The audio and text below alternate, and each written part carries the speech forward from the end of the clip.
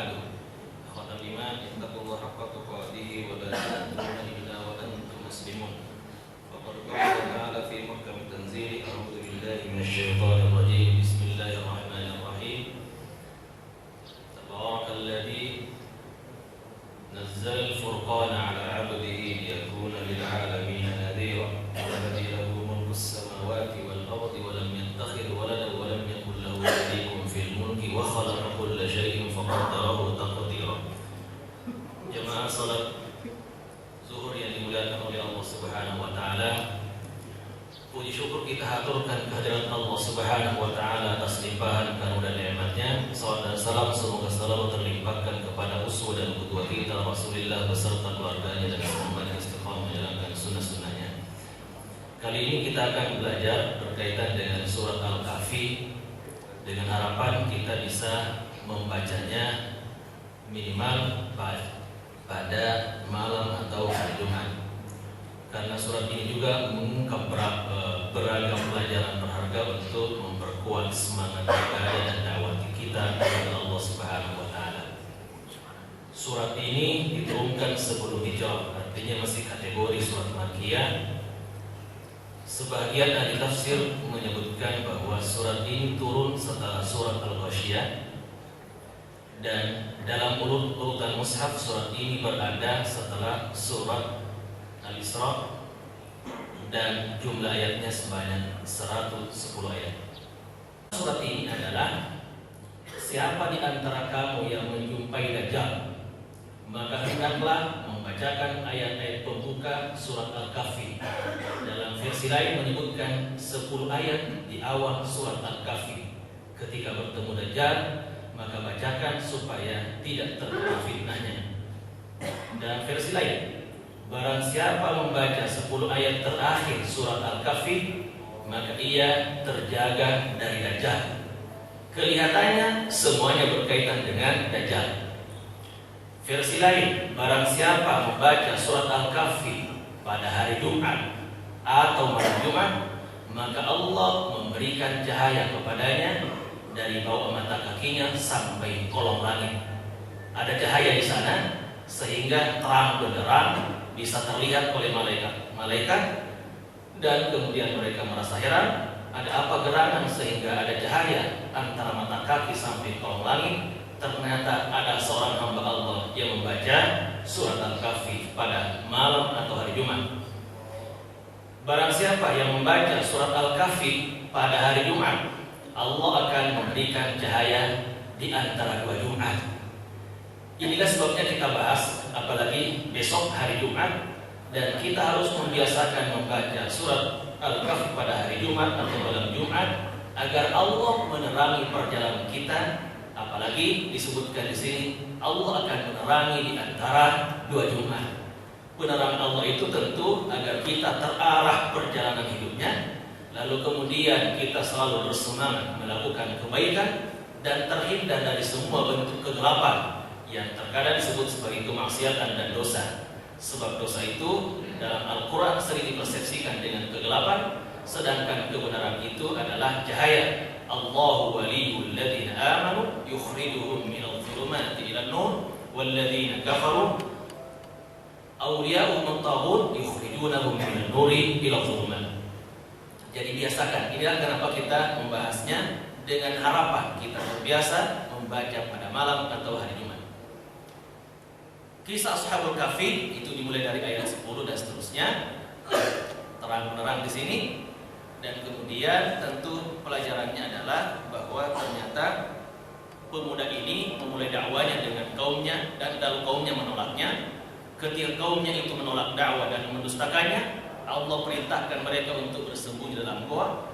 Allah memberi dukungan penuh kepada mereka dengan memberikan beberapa mukjizat, yaitu tinggal selama 300 tahun dalam goa. Mereka terhindar dari terik matahari.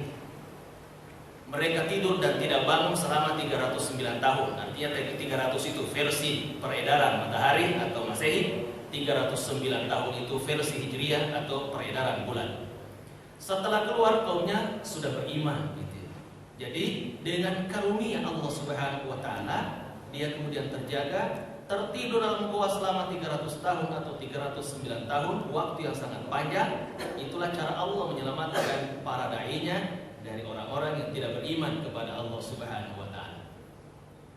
Kedua, kisah pemilik kebun. Dimulai dari ayat berikutnya. Di antara dua laki-laki itu ada pemilik kebun. Dia kufur nikmat dan tertipu dengan hartanya hingga menghina prinsip. Ia lupa pemberi nikmat sampai ia berlaku sewenang-wenang. Allah gambarkan, وَاضْرِبْ لَهُمْ مَثَلًا رَجُلَيْنِ جَعَلْنَا لِأَحَدِهِمَا جَنَّتَيْنِ مِنْ أَعْنَابٍ وَحَفَفْنَاهُمَا بِنَخْلٍ وَجَعَلْنَا بَيْنَهُمَا زَرْعًا. Dan berikanlah kepada mereka sebuah perumpamaan dua orang laki-laki. Kami jadikan bagi seorang di antara keduanya yang kafir buah kebun anggur, dan kami kelilingi kedua kebun itu dengan pohon-pohon kurma, dan di antara kedua kebun itu kami buatkan ladang. Ini Allah ingin gambarkan betapa indah ladang itu dan kemudian menghasilkan beragam buah. Tetapi hasilnya justru di antara keduanya itu kufur nikmat, bahkan menghina prinsip dengan mengatakan bahwa dan dia mempunyai kekayaan besar. Maka ia berkata kepada kawannya yang mukmin ketika ia bercakap-cakap dengan dia, hartaku lebih banyak daripada hartamu dan pengikut-pengikutku lebih kuat. Menghina prinsip. Dan dia memasuki kebunnya sedang ia zalim terhadap dirinya sendiri. Yang berkata, aku kira kebun ini tidak akan binasa untuk selama-lamanya. Aku kira perusahaan ini tidak akan bangkrut untuk selama-lamanya. Sombong, tidak lagi kembali kepada Allah Subhanahu wa taala sebagai pemberi nikmat. Dan aku tidak mengira hari kiamat itu akan datang. Sudah prinsip dihina, menghina prinsip. Dan jika sekiranya aku dikembalikan kepada Tuhanku, pasti aku akan mendapat tempat kembali yang lebih baik daripada kebun-kebun itu. Wa ma adhunnu as-sa'ata qa'imatan wa la in ridtu ila rabbi la ajidanna khairan minha munqalaba. Jadi menghina tentang akhirat, dan kalaupun saya mati pasti akan mendapatkan tempat yang lebih baik dari kebun-kebun ini, karena mereka berpandangan dunia adalah cerminan akhirat. Dan seterusnya, akhirnya tetap Allah kemudian menyiksanya. Dan kisah ketiga itu adalah kisah Nabi Musa dengan Nabi Khidir. Nah, ketika itu kemudian Nabi Musa berpidato di hadapan Bani Israel. Tiba-tiba ada dari kaum Bani Israel itu bertanya, adakah di antara kita yang lebih pintar daripada Anda wahai Musa? Ataukah ada orang yang lebih pintar daripada Anda wahai Musa? Kata Nabi Musa, kelihatannya tidak ada. Nah, maka kemudian Allah uji, tidak wahai Musa, ada orang yang lebih pintar dari Anda, bernama Nabi Khidir. Lalu kemudian Nabi Musa tersadar dan ingin terus berjalan mencari Nabi Khidir, dan akhirnya bertemu dengan Nabi Khidir dan ingin belajar ilmu. Dan ketika itulah kemudian Nabi Khidir mengatakan, boleh belajar sama saya, tetapi syaratnya ada dua. Anda harus bertanya, Anda harus bersabar, dan tidak boleh bertanya. Jadi Anda harus bersabar dan tidak boleh nanya-nanya. Udah, itu aja syaratnya. Kata beliau, wa kaifa tasbiru ala ma lam tuhitu bi khubra? Bagaimana mungkin aku tidak mampu bersabar kalau saja nanti muncul sesuatu yang aneh? Kata Nabi Khidir, pokoknya tidak boleh nanya. Sekalipun Anda melihat sesuatu yang aneh-aneh harus bersabar dan tidak boleh nanya. Udah, kalau begitu cocok. Kita berangkat. Fantalaqa hatta idza raqiba fis safinati kharaqaha qala kharaqtaha litughriqa ahlaha laqad ji'ta syai'an imra. Tiba-tiba Nabi Musa kemudian bersama Nabi Khidir menaiki perahu, dan sebelum sampai ke tepian yang dituju, tiba-tiba kemudian Nabi Khidir membolongi kapal yang ditumpangi itu. Kira-kira bisa sabar nggak kalau kita? Nggak bisa sabar juga ya. Pasti nanya juga. Akhirnya, akhraqtaha litughriqa ahlaha laqad ji'ta syai'an imra. Wahai Khidir, saya mau berguru kepada Anda, tapi kalau begini caranya gimana coba? Saya tidak bisa bertanya kepada Anda. Membolongi kapal ini, kita bisa tenggelam semuanya.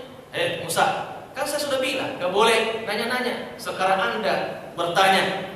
Kata Nabi Musa, kalau begitu la tu'akhidni bima nasitu wa la turhiqni min amri usra. Jangan hukum saya kalau begitu saya lupa. Harus bertanya kepada Anda. Udah, kalau begitu kita berjalan kembali. Kemudian berjalan dan berjalan, menemukan anak kecil. Tiba-tiba Nabi Khidir menebas lehernya dan mati. Bisa mampu tidak bertanya kalau sudah kejadian seperti itu? Akhirnya nanya juga, weh, kenapa Anda? Aqatalta nafsan zakiyatan bighairi nafs laqad ji'ta syai'an nukra. Tadi cuma bolongi kapal, sekarang membunuh anak kecil, gimana? Saya bisa bersabar Anda melakukan sesuatu tindakan yang tidak terpuji. Wahai Musa, kan saya sudah bilang jangan nanya dan harus bersabar. Ya udah, kalau begitu wahai Nabi Musa, sekali Anda bertanya, hadza firaqu baini wa baini, perpisahan kita sampai di sini saja, atau pertemanan kita sampai di sana saja, dan kita akan berpisah untuk selama-lamanya. Kemudian berjalan dan berjalan, kemudian minta dijamu oleh penduduk masyarakat begitu. Tapi nggak ada yang mau jamu. Setiap kali minta makanan ditutup pintunya lagi, pindah lagi ke tempat lain, ditutup lagi pintunya. Akhirnya menemukan rumah yang sudah hampir roboh, dan kemudian Nabi Khidir dan Nabi Musa memperbaikinya. Dan setelah selesai, kata Nabi Musa, wahai Khidir, mengapa kita tidak minta upah kepada pemilik rumah ini? Karena kita sudah memperbaiki rumahnya dan kita tidak ada orang satupun yang menjamu kita dari tadi. Wajar dong kita minta upah kepada mereka, karena ini rumahnya kita sudah perbaiki. Kata Nabi Khidir, hadza firaqu baini wa baini. Betul-betul kita harus berpisah hari ini karena Anda tetap bertanya. Dan sebelum berpisah, saya akan jelaskan kepada Anda apa hikmah di balik itu semua. Akhirnya jelaskan satu persatu bahwa kapal itu adalah pemiliknya anak yatim atau orang miskin, sehingga seandainya saja kemudian tidak dibolongi, di seberang sana ada seorang raja yang akan merampas setiap kapal yang baik dan bagus. Maka sebelum sampai harus dibolongi dulu supaya cacat dan tidak akan dirampas oleh sang raja. Adapun anak kecil itu, kedua orang tuanya adalah orang soleh, dan seandainya kemudian anak kecil itu akan besar dan besar, anak kecil itu akan durhaka dan akan membunuh orang tuanya. Sebelum dia membunuh orang tuanya, lebih baik dibunuh sejak kecil. Dan yang terakhir adalah pemilik dari rumah yang hampir roboh itu adalah kedua anak yatim, kedua orang tuanya juga orang soleh, dan di bawahnya ada harta yang tersimpan di sana. Seandainya saja masyarakat sekitar memperbaikinya dan menemukan harta itu, pasti akan dirampas. Padahal ini adalah milik anak yatim dan selamat berpisah. Kira-kira begitu kisah singkatnya. Dan terakhir adalah berkaitan dengan Zulkarnain. Kisah Zulkarnain. Zulkarnain ini adalah seorang raja. Dalam hadis disebutkan cuma ada 2 raja yang beriman. Nah, jadi banyakkan raja yang tidak beriman ya. Ada 2 raja yang beriman, yaitu Nabi Sulaiman dan Zulkarnain. Jadi disebutkan secara khusus dalam hadis bahwa 2 raja yang beriman itu adalah Nabi Sulaiman dan Nabi siapa tadi? Zulkarnain. Dan kisahnya panjang juga, dan itu dimulai dari ayat 83 dan seterusnya disebutkan di situ. Nah, apa yang menjadi ibrah ini yang kita pelajari. Dari 4 kisah ini tidak mungkin Allah mengisahkan tanpa ada keterkaitan antara satu dengan yang lain. Apa ibrahnya? Inilah kita akan pelajari. Ibrah pertama adalah adapun benang merah antara kisah dalam surat ini adalah memberikan gambaran mengenai beberapa fitnah utama yang dihadapi manusia dalam kehidupannya. Yang pertama adalah fitnah agama, di mana seseorang mendapatkan gangguan, siksaan dari pendusta agama. Dan Ashabul Kahfi selamat dari fitnah itu. Jadi pertama, kita harus memperkuat diri. Fitnah apapun terhadap agama dan kita kemudian mengalami fitnah itu harus bertahan. Tidak boleh kemudian kaget, tidak boleh kemudian kurang semangat dalam beribadah karena mendapatkan fitnah. Tetap harus semangat. Seperti juga Ashabul Kahfi terus bersemangat melakukan dakwah di tengah-tengah masyarakat, walaupun pada akhirnya diperintahkan oleh Allah masuk ke dalam gua. Dan itu sejarah telah membuktikan bahwa para nabi, para rasul mendapatkan fitnah ketika menyebarkan agama. Jadi fitnah pertama adalah fitnah agama. Yang kedua, fitnah kehidupan adalah fitnah kekayaan. Fitnah inilah yang menimpa pemilik kebun yang tertipu oleh kekayaannya sehingga menyeretnya pada kufur nikmat. Sampai saya mengatakan, ma'adhunnu sa'ata qa'imatan wa la yuridu ila rabbi la ajidanna khairan minha munqalaban. Saya tidak yakin bahwa kiamat akan terjadi. Melihat kebun-kebun saya sangat indah seperti ini, kelihatannya juga tidak akan hancur untuk selama-lamanya. Dan sekalipun ternyata ada kiamat, saya pasti akan mendapatkan nikmat lebih baik daripada nikmat kebun saya ini. Itu sudah kufur nikmat, fitnah kekayaan. Berikutnya yang akan menimpa kita adalah fitnah ilmu. Ya, fitnah ilmu. Kata Nabi Musa, sepertinya tidak ada orang yang mampu menyamai ilmu saya. Maka fitnah ini kadang-kala juga akan menimpa kita ya. Ketika kemudian, apalagi sekarang ini eranya era gelar ya, eranya era gelar. kadang-kala kemudian tanpa sadar kita merendahkan orang yang tidak bergelar. Kadang-kala kita kemudian menyepelekan orang-orang yang tidak punya gelar. Padahal semua itu adalah pemberian dari Allah Subhanahu wa taala. Tetapi Nabi Musa menebus itu, kemudian berjalan dan berjalan, bahkan dalam ayat disebutkan Uqubah bisa bertahun-tahun berjalan untuk bertemu dengan Nabi Khidir dan kemudian bertemu dan belajar dari Nabi Khidir. Yang terakhir adalah fitnah kekuasaan, di mana seorang dikaruniai kekuasaan dan terkadang ia jadikan sebagai kebanggaan, lalu ia berbuat sewenang-wenang. Dan ternyata kisah Dzulqarnain menggambarkan sosok penguasa yang melayani dan turun menemui masyarakatnya, gitu ya. Jadi sebut kalau bahasa kita apa sekarang? Jadi pejabat sering turun ke lapangan apa namanya? Belusukan. Begitu kira-kira ya, belusukan. Tapi ya ingat ya, Nabi Dzulqarnain itu bukan pencitraan ya. Ini benar-benar turun ke lapangan dan tujuannya adalah menggapai dan mendapatkan ridha Allah Subhanahu wa taala. Jadi saya kira 4 ibrah inilah yang perlu kita sadari bersama. 4 fitnah inilah yang boleh jadi akan kita alami, dan dengan membaca surat Al-Kahfi diharapkan fitnah itu tidak akan menimpa kita semua. Fitnah agama, fitnah kekayaan, fitnah ilmu, dan fitnah kekuasaan. Untuk itu ayat-ayat komentar itu tentu ada ibrah di sana. Apa saja? Agar kita terselamatkan dari fitnah itu, ada 4 juga cara yang bisa kita lakukan. Bahtera penyelamat dari fitnah. Satu adalah bersahabat dengan orang-orang soleh. Bersahabat. Harus kita berteman dengan orang-orang yang selalu mengingatkan kita akan kebaikan, akan kebenaran, akan akhirat, akan surga. Insya Allah kita akan terselamatkan dari fitnah agama itu. Makanya Allah dalam ayat komentarnya menyebutkan, wasbir nafsaka ma'al ladzina yad'una rabbahum bil ghadati wal 'ashyi yuriduna wajha wa la ta'du 'aynaka 'anhum turidu zinatal hayatad dunya wa la tuti' man aghfalna qalbahu 'an dhikrina wattaba'a hawa wa kana amruhu furta. Bahasanya itu adalah bersabarlah, harus bersabar. Sebab kalau seandainya bersama orang-orang ahli ibadah, kan banyak tidak bolehnya. Mau nyogok enggak boleh. Terus kapan kita kaya ini kalau begini bersama dengan orang? Harus sabar. Bersabarlah kamu bersama dengan orang-orang yang menyeru Tuhannya atau beribadah kepada Tuhannya di pagi hari dan di senja hari dengan mengharap keridhoannya, dan janganlah kedua matamu berpaling dari mereka karena mengharapkan perhiasan keduniaan, kehidupan dunia, dan janganlah kamu mengikuti orang-orang yang hatinya telah kami lalaikan dari mengingat kami. Jangan ikuti mereka dan serta menuruti hawa nafsunya, dan adalah keadaannya melampaui batas. Jadi sabarkan dirimu, harus bersabar. Maka persahabatan yang harus kita lakukan adalah bersabar bersama orang-orang saleh. Yang kedua, agar kita terselamatkan dari kalau fitnah agama, terselamatkan dari fitnah kekayaan, maka kita harus memahami hakikat dunia dan hakikat akhirat. Hakikat akhirat adalah, dan ingatlah akan hari yang ketika itu kami perjalankan gunung-gunung dan kamu akan melihat bumi itu datar, dan kami kumpulkan seluruh manusia dan tidak kami tinggalkan seorang pun dari mereka, dan mereka akan dibawa ke hadapan Tuhanmu dengan berbaris. Wa uridu ala rabbika saffa laqad ji'tumuna kama khalaqnakum awwala marratin bal za'amtum an lan naj'ala lakum maw'ida. Dan mereka akan dibawa ke hadapan Tuhanmu dengan berbaris. Sesungguhnya kamu datang kepada kami sebagaimana kami menciptakan kamu pada kali yang pertama. Bahkan kamu mengatakan bahwa kami sekali-kali tidak akan menetapkan bagi kamu waktu memenuhi perjanjian. Dan ayat seterusnya itu berbicara tentang berkaitan dengan kekalnya hari akhirat.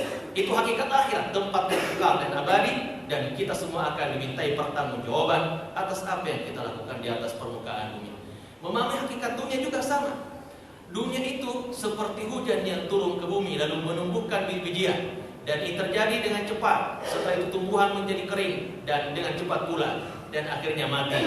Ini gambaran tentang dunia yang cepat berakhir, maka jangan sekali-kali tertipu dengannya. Allah katakan, "Wadrib lahum mathalal hayatid dunya kama'in anzalnahu minas sama'i fakhtalata bihi nabatul ardh fa hashiman tadhuru riyah wa kana Allahu 'ala kulli syai'in qadira." Begitu kira-kira gambaran tentang dunia. Lahir, kemudian besar dikit, sekolah, SMP, kemudian kuliah, kerja, kemudian pensiun, kemudian ubanan, kemudian mati.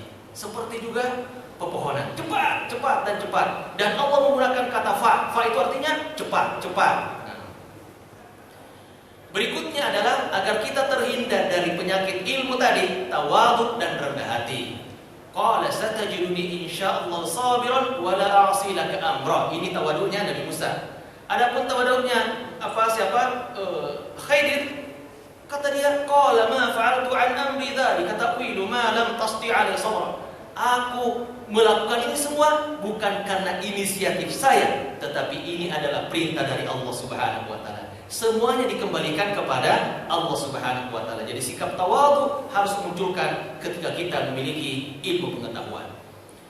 Dan terakhir, agar kita terhindar dari penyakit apa tadi? Penyakit kekuasaan atau fitnah kekuasaan, ikhlas dalam ketaatan. Sebab pejabat itu cenderung ingin dihormati. Sekarang gilirannya menghormati Sang Pencipta. Segala sesuatunya harus dikembalikan kepada Allah Subhanahu wa taala. Maka dalam ayat itu katakanlah, apakah akan perhitungkan kepadamu tentang orang-orang yang paling merugi perbuatannya? Perbuatannya dia banyak berbuat, tetapi dia kemudian dianggap merugi. Dia anggap qul hal nabiyukum bil akhsarina a'mala alladziina dhalla sa'yuhum fil hayatid dunya wa hum yahsabuna annahum yuhsinuna sun'a. Yaitu orang-orang yang telah sia-sia perbuatannya dalam kehidupan dunia ini, sedang mereka menyangka bahwa mereka berbuat sebaik-baiknya. Di mana-mana kelihatannya baik kerjanya, apalagi dimuat melulu di televisi. Wah, saya berarti orang hebat ini. Semakin semakin kagum dengan dirinya. Kata Allah, ya, padahal amal kamu itu tidak ada artinya di sisi saya, kata Allah Subhanahu wa taala. Maka mari kita berbuat dengan seikhlas-ikhlasnya agar Allah menerima seluruh amal perbuatan kita. Ibrah kedua atau ibrah ketiga, setelah tadi yang pertama ada 4 kisah, kemudian bagaimana kita selamat. Ibrah ketiga, sebagai seorang muslim harus banyak bergerak. Sebagai seorang muslim yang taat harus selalu bergerak. Ashabul Kahfi bergerak menuju gua dan meninggalkan keluarga di rumah. Harus bergerak, tidak boleh berdiam diri. Tidak boleh kemudian tidur-tiduran. Pemilik kebun terus bergerak memantau perkembangan kebunnya.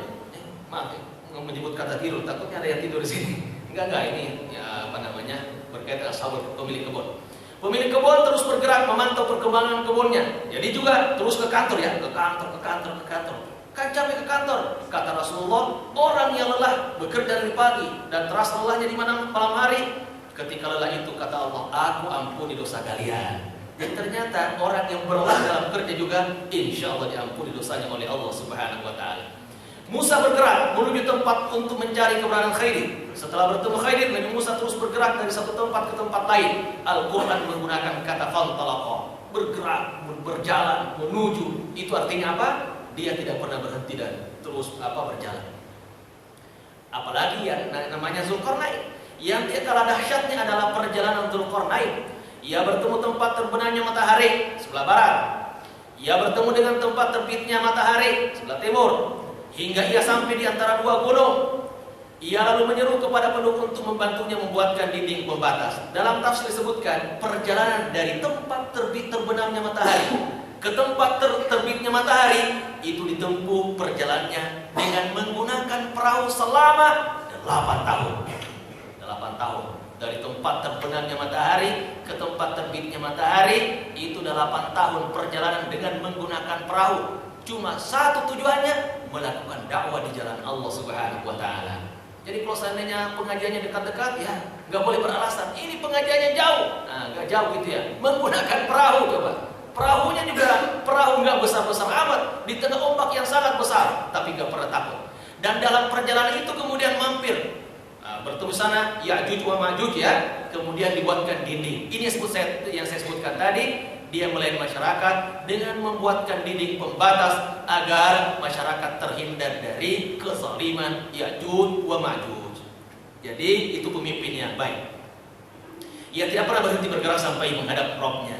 Terakhir, ibrah keempat adalah di antara catatan kecil dari surat ini bahwa dari 4 kisah mencakup seluruh kelompok dakwah. 1, pemuda yang menyuruh penguasa. Jadi teman-teman ini sebagai pemuda seru penguasa. Nah, itu Ashabul Kahfi telah membuktikan itu, menyuruh penguasa. Kedua, seorang laki-laki yang mengingatkan saudaranya, sesama pegawai harus saling mengingatkan ya. Karena ini saudaranya, pemilik kebun menasihati pemilik kebun yang lain. Ini objek dakwah. Yang ketiga, guru mengajak muridnya. Nabi Khidir mengajak Nabi Musa berjalan dan berjalan dan berjalan. Terakhir, pemimpin yang mengajak rakyatnya, Zulkarnain mengajak rakyatnya untuk beriman kepada Allah Subhanahu wa taala. Tidak ada celah. Siapapun kita harus melakukan dakwah di jalan Allah Subhanahu wa taala agar kemudian kita menjadi orang yang sukses dunia, sukses akhirat. Inilah saya kira ibrah yang bisa kita dapatkan dari surat Al-Kahfi, dan diharapkan dari surat Al-Kahfi ini kita kemudian bisa menjalani hidup dengan sebaik-baiknya, dan diharapkan kita sering membaca supaya Allah menerangi perjalanan hidup kita antar Jumat dengan Jumat berikutnya, sehingga kita menjadi orang yang selamat dunia, selamat akhirat.